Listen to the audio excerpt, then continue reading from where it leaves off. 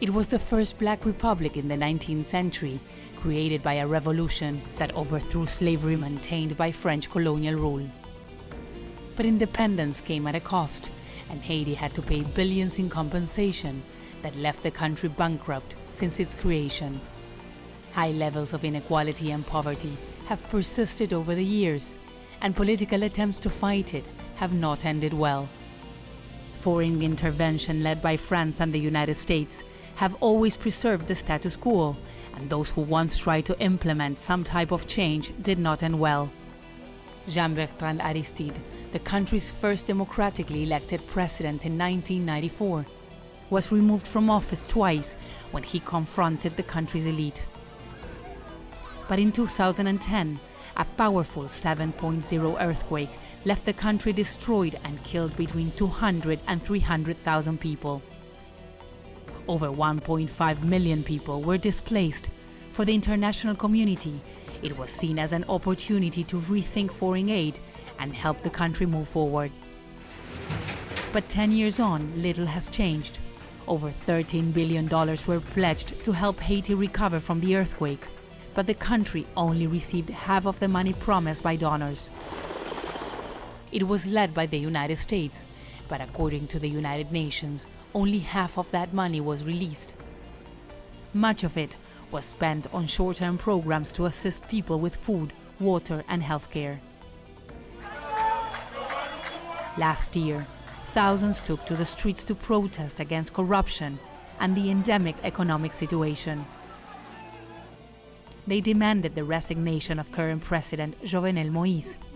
He was mentioned in a corruption scandal involving the Petrocaribe Fund, a strategic oil alliance signed with Venezuela, where Haiti, the poorest country in the Americas, bought subsidized oil from its oil-rich nation. The government was supposed to use the extra money for social programs and advance the economy. Billions from the fund were embezzled by those in charge. Haiti's President Jovenel Moïse was mentioned in a 600-page investigation. I'm Teresa Bo in Port-au-Prince. This is where Haiti's presidential palace was located before it was destroyed by an earthquake 10 years ago. We're here in the capital to talk to President Jovenel Moïse about the reconstruction process, but also about what's next for Haiti.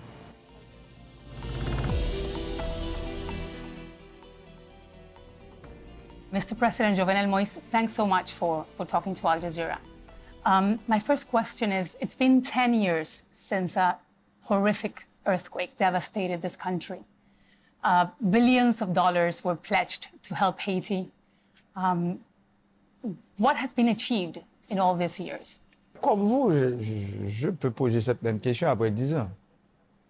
Pour dire, il y a eu en fait, après le 12 janvier 2010, près de 4 milliards. Il y a des gens qui disent 4 milliards, d'autres personnes parlent de 5 milliards. Il y a des gens aussi qui parlent de 6 milliards. Cela veut dire, autour de Port-au-Prince, on pouvait commencer à construire des villages. Des villages qui devraient recevoir, je dirais, des dizaines de milliers de familles. En termes de résultats, il n'y a pas eu de reconstruction, en fait, dans le pays. Parce que moi, je suis quelqu'un qui croit dans le structurel, dans le durable. Là, on a fait beaucoup de petites choses. Mais les petites choses se font avec peu d'argent.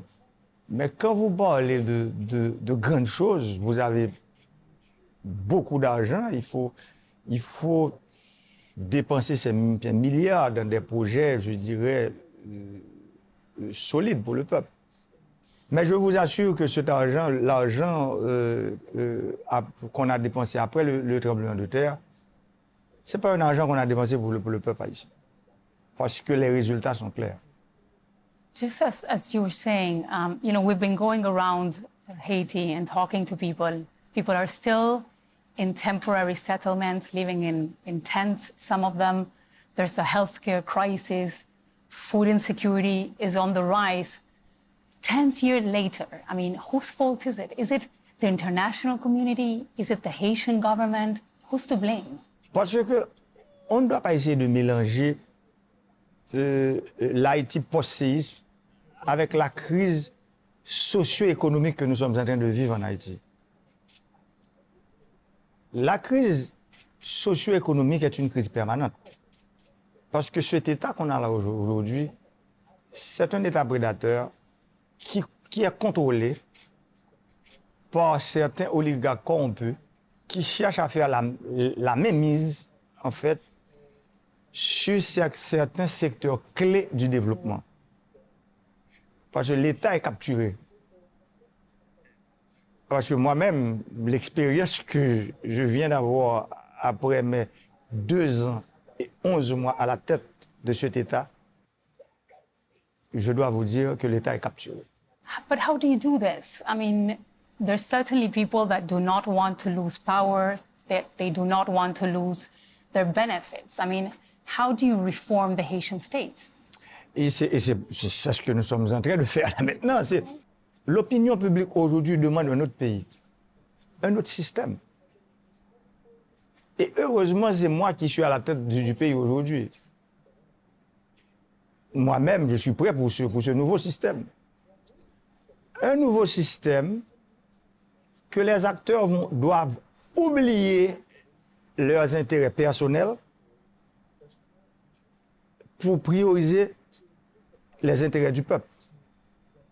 Mais quels sont les intérêts du peuple aujourd'hui? Ce sont les droits sociaux et les droits économiques. Eh bien, il faut travailler pour le respect de ces droits. The mistakes made in the past years. What do you think were those mistakes? Were those mistakes made, as I said before, by the Haitian government or also by the international community? Bof, les deux. Mais en fait, en 2010, pour moi, ça a été une catastrophe. La façon de gérer l'après-séisme. Et maintenant, c'est ce que nous sommes en train, après 10 ans, de payer aujourd'hui. Alors, je ne suis pas là pour blâmer quiconque, mais je suis là pour dire la vérité, rien que la vérité. Les résultats sont là. Beaucoup d'argent, on a dépensé beaucoup d'argent pour des résultats qui sont très, très... Corruption has been an issue here in Haiti. There's been an investigation on billions of dollars of mismanagement in Petrocaribe. Some members of your party appeared in that investigation. Yourself appeared in the investigation. What do you say about that? I mean, one of the accusations made is that 1 week or so after you were named Martelly's successor, $1 million were transferred to your company. I mean, some people from outside Haiti, they would see this as something suspicious. I mean, how do you explain it? Ça, c'est un point important. Je suis un entrepreneur. Après mes 5 ans de pouvoir politique, je vais retourner dans mes affaires. J'ai pris connaissance que j'étais candidat, que j'ai démissionné de la compagnie. Mais il y avait en fait un projet que cette entreprise faisait dans le nord-est d'Haïti. Et en fait, il y a des prêts que cette entreprise a contractés. Ces prêts-là, ce sont des prêts qui ont été contractés légalement. Et c'est de l'argent que cette entreprise doit remettre. Ce n'est pas son argent. Je pense que c'est ça qui est douteux. Mais une entreprise qui a emprunté de l'argent, qui doit de l'argent à une entreprise financière, c'est une dette. Mais pourquoi il y a de suspicion dans ça? Alors, je veux être clair pour vous dire que le 4 septembre 2017, j'ai fait un discours qui a secoué ce pays. J'ai dit que, je vous parle de ma première année de mandature, j'ai dit que le pays a 5 problèmes. Et puis les gens qui étaient en face de moi, quand j'ai dit oui, que le pays a 5 problèmes, Et j'ai dit que ces 5 problèmes, c'est la corruption, la corruption, la corruption, la corruption et la corruption. Ah bien voilà, c'est justement pour vous dire que ça a un peu blessé certaines personnes. Et maintenant, c'est comme si on est en train de détourner, en fait, la vision qu'on a de cette bataille que je mène contre la corruption. Mais moi-même, je suis clair, quand je suis arrivé au pouvoir, j'ai vite compris qu'on ne peut pas construire 1 kilomètre de route, faire du revêtement sur des petits chantiers, des choses qui devaient coûter à l'État peut-être $200,000, $300,000, on les faisait à $1,500,000. J'ai corrigé ça. Par exemple, maintenant, on est en train de corriger certaines choses au niveau du secteur de l'énergie. Parce que si vous voulez parler de développement, il y a les prérequis du développement. Il faut construire des routes, il faut de l'électricité, il faut de l'eau dans les robinets des gens. Ce n'est pas le développement. Ce sont des prérequis du développement. Même ces prérequis, nous ne les avons pas en Haïti. Parce que il y a en fait un chevauchement, une sorte de mélange entre l'État et certains acteurs privés. Et bien maintenant, on est en train de travailler pour séparer les choses, pour donner à l'État, pour renforcer l'État, pour dire l'État, votre rôle aujourd'hui, vous avez le rôle pour servir le peuple, et le privé aussi, vous avez votre rôle pour travailler, pour faire votre profit et faire fructifier vos affaires, mais il faut laisser l'État travailler. Mais ça pose problème, parce qu'en fait, c'était comme ça, peut-être depuis les 50, les 60 dernières années, c'est un peu mélangé entre l'État et le privé. Maintenant, président de la République, j'ai dit non. Il faut que ça cesse. Eh bien, cette bataille contre la corruption donne beaucoup de problèmes. People, as in the rest of Latin America, and Haiti is not an exception, we've been seeing thousands and thousands of people taking to the streets. Corruption is one of the reasons why. Many were asking for your resignation at the time. What would you say to them? Maintenant, laisse-moi vous dire quelque chose. Nous sommes en janvier 2020. Vous parlez des manifestations qui ont eu lieu, ça fait peut-être 4 ou 5 mois de ça. Moi-même, j'ai pris la parole le 15 octobre 2019. La première grande manifestation qu'on a eue pour cette histoire de Petro-Caribé, on l'a eue le 17 octobre 2018, pour faire un peu d'histoire. C'était une grande manifestation et je dois vous dire aussi que cette manifestation, j'ai des preuves, hein, une partie de tous ceux, je veux parler des t-shirts, des maillots et autres, ont été financés par des grands de ce pays. Mais pourquoi vous posez aussi la question, pourquoi vous avez de grands entrepreneurs qui financent en fait des manifestations anti-corruption? Il faut réfléchir pour comprendre. Un président qui se bat contre la corruption, et puis aujourd'hui, c'est comme si on me met sur une croix pour dire, bon, crucifiez-le, crucifiez-le, crucifiez-le. Eh bien maintenant, c'est pour ça que je vous dis que je suis en 2020. Je me suis descendu sur cette croix pour parler au peuple. Pour dire au peuple, vous m'avez donné un mandat comme président pour vous défendre. Je ne suis pas là pour travailler contre vous. Et le peuple commence à comprendre aujourd'hui. Et c'est pour ça que je vous dis, quand vous parlez de ces problèmes de démission, que les manifestations qui ont eu lieu ont parlé de démission, c'est la plus grande manipulation de l'histoire de ce pays. Je veux parler de moi-même. Des gens qui voulaient me faire passer pour quelqu'un qui a fait des choses contre ce peuple. Mais moi, j'ai eu ce pouvoir avec la parole. J'ai fait 22 mois de campagne. J'ai gagné les élections pendant 2 fois. En 2015 et en 2016. Je me suis battu avec tout un système pour être là où je suis. Et aujourd'hui, je suis en train de donner des réponses à mon peuple. Je suis en train de dire la vérité à mon peuple. Et je suis en train aussi de prendre ce qui est pour lui. Parce qu'il y a des intérêts qui sont pour le peuple, qui sont entre les mains des oligarques corrompus. C'est ce que je suis en train de faire aujourd'hui. Et je dois vous dire que je reste sur ce chemin. Et en allant sur ce chemin, je veux travailler avec, comme je viens de vous dire, d'autres personnes. Parce qu'au niveau des forces politiques, sociales et économiques, il y a des gens qui sont corrects. Je veux travailler avec eux pour mettre le pays sur les rails du changement et du développement et de la croissance. Mais ce n'est pas une chose facile, parce que la corruption, c'est une machine infernale.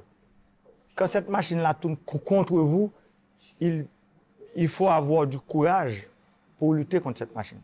So what you're saying is that because you're dealing with very, very powerful political forces, economic forces, they are the ones that are organizing the protests against you. I mean, what have you exactly done to hurt them so they want you out of office?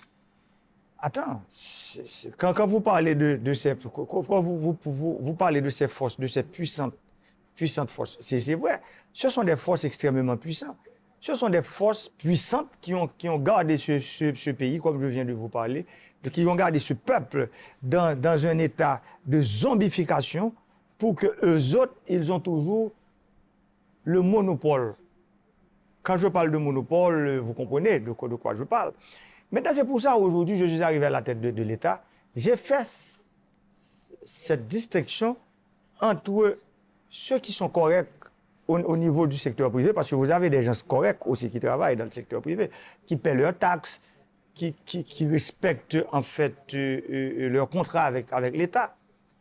Mais vous avez ces oligarques corrompus qui contrôlent une bonne partie de l'État et qui utilisent l'argent de l'État pour déstabiliser le pays. Ce sont des forces déstabilisatrices.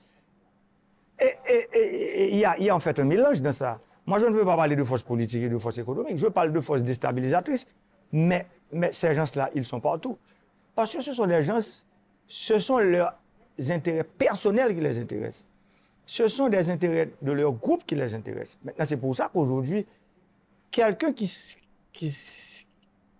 est à mon niveau, c'est l'intérêt du peuple qui doit vous intéresser. Et c'est pour ça, aujourd'hui, moi-même, je mène cette bataille pour dire à tout ce beau monde, qui sont des Haïtiens comme moi d'ailleurs, je ne suis pas là pour leur dire de laisser le pays ou bien non. Non, au contraire, ils doivent changer d'attitude.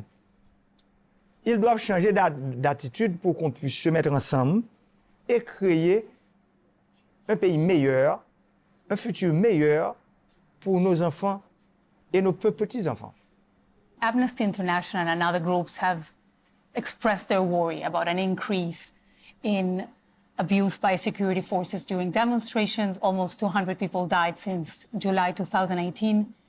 What are you doing to prevent police abuse? Il n'y a pas d'abus au niveau de la police en Haïti. On doit être clair. Encore, moi-même, je l'ai dit dans plusieurs interviews que j'ai eues, dans plusieurs entrevues que j'ai eues. Et il y a beaucoup de groupes en Haïti qu'on considère comme des groupes de droits humains, mais qui sont des groupes de l'opposition radicale. Des gens qui veulent prendre le pouvoir, non pas par les élections, et qui se font passer pour des groupes de droits humains. On n'a pas eu d'abus, je dirais, systématiques de la police.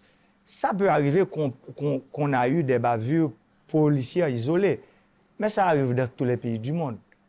Eh bien, mais la police a eu un comportement professionnel. On a eu en fait des batailles, je dirais des conflits entre des gangs armés.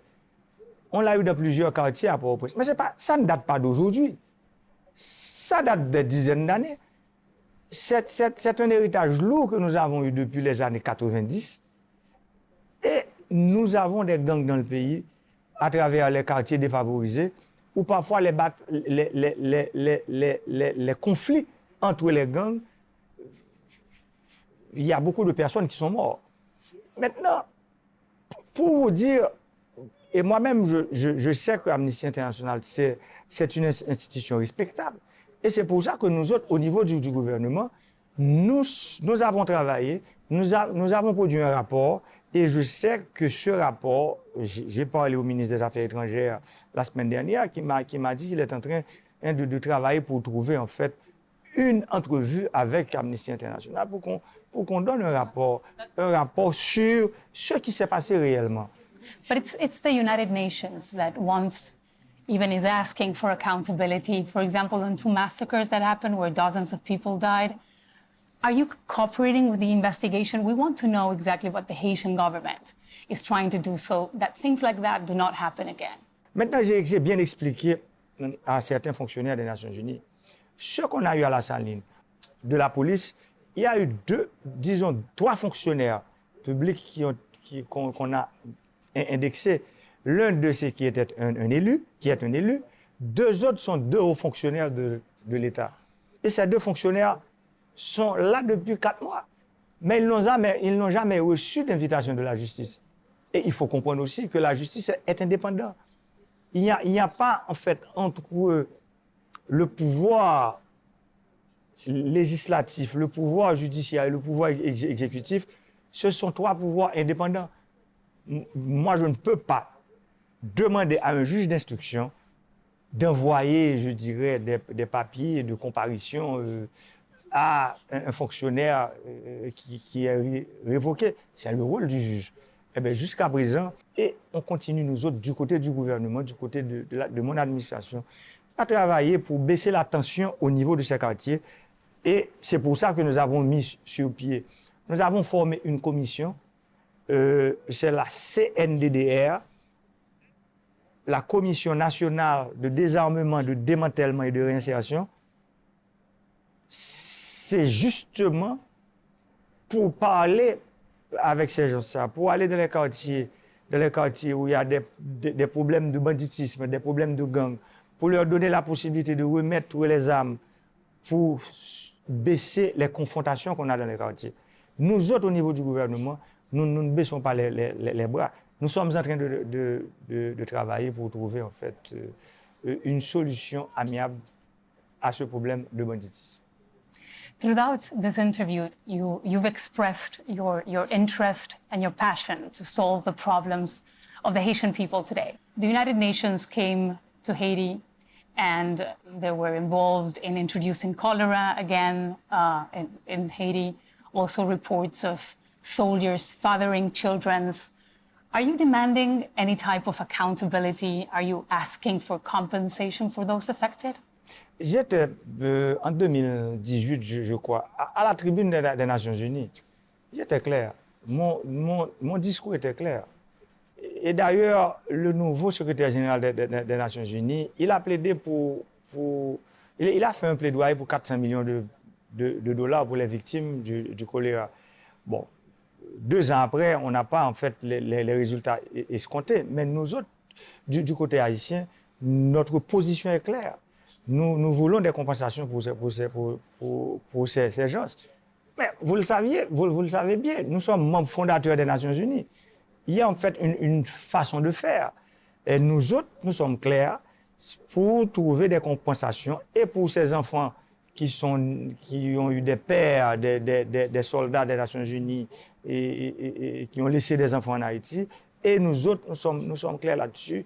Et nous avons parlé avec le secrétaire général des Nations Unies. Et je sais, comme je viens de vous dire, qu'ils sont très actifs au niveau des Nations Unies sur ce fond, parce qu'en fait, le choléra SNAP, ce n'est pas seulement d'éradiquer le choléra, mais il faut aussi voir une compensation pour ces victimes et pour les parents de ces gens qui sont morts à cause de ce fléau-là. President Jovenel Moïse, thank you so much for talking to Al Jazeera. Merci beaucoup. C'est à moi de vous remercier. Merci.